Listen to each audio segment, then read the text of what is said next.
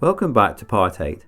I've received a lot of questions regarding the restoration on Smugwood Mini, so I thought I'd try and put answers to as many questions as I could for part 8 of the series, but rather than sit in front of the camera reading through every single question, I'll play some footage of what I've been up to, then you don't have to stare at my ugly mug for 5 to 10 minutes. So the Mini I bought is the 1981 Mini City, which was destined for the scrap pile a few years ago but was saved by the previous owner. The work carried out at the time was purely to save it from sudden doom and not officially restoration work. I bought the car knowing I'd not feel guilty stripping the whole thing down as it was wrecked, but I also wanted a Mini that was basic, i.e. as very little to go wrong as possible. So no injection, no ECU, no servos, etc, just something simple. The car came with a 998cc engine. Ultimately I wanted more power, so I acquired this 1275cc on eBay, which came out of a Metro.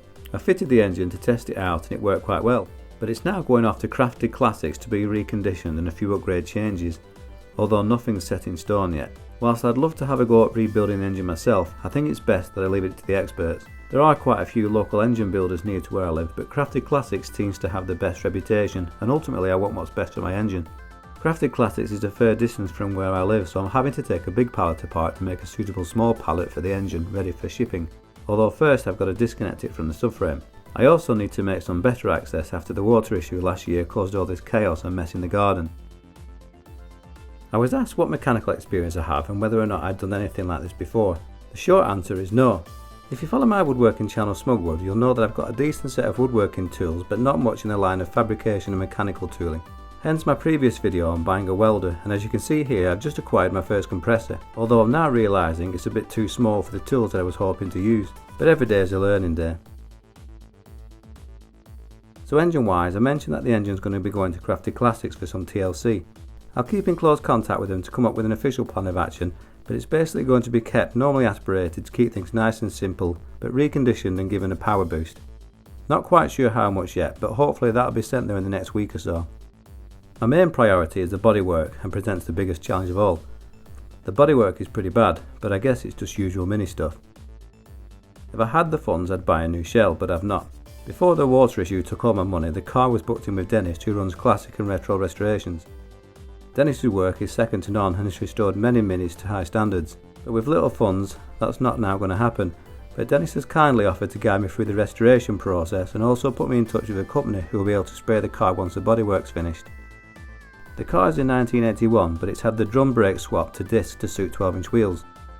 As I'll be running 10s, the conversion kit was necessary. The rest of the parts I'll source nearer the time, but most will be bought new, in particular the electrics, the wiring loom, the interior, all of which were damaged beyond repair. Regarding the colour of the car, I have two thoughts on this. My Smugwood logo is black and gold, which is something I could look to incorporate into the colour scheme. But I'm a massive fan of Old English white and black roof, definitely my preferred choice for a finish. So I'm torn at the minute, but there's time to decide that later on. Panel wise, most likely Heritage for ease of fit and because they're pre-primed. I'm about to place an order, so in episode 9 I'll be making my first cuts, which I'm nervous about but keen to get started. The subframes are both in need of replacing, especially the rear. I intend to upgrade the quality of the drums on the back, and on the front I sold my 998 engine to Minisport and bought the 10-inch disc conversion.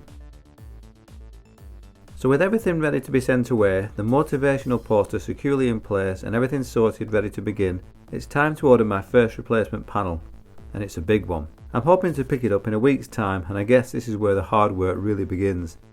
So thanks again for watching, and I hope to see you all in episode 9.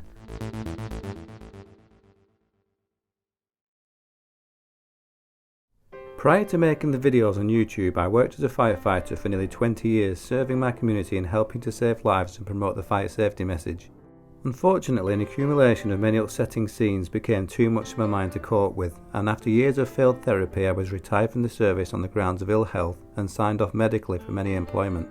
To keep myself busy, both body and mind, I developed an interest in woodworking and car mechanics, and with already having a hobby in filming and music, I combined my interest and started making videos here on YouTube, filming, editing and composing my own music for my woodworking and car restoration channels Smugwood and Smugwood Mini. Unfortunately, to produce such videos comes at a price, and with minimal funds after being retired from employment, I've turned to Patreon to see if there is additional support out there which could allow me to continue making the woodworking and car restoration videos.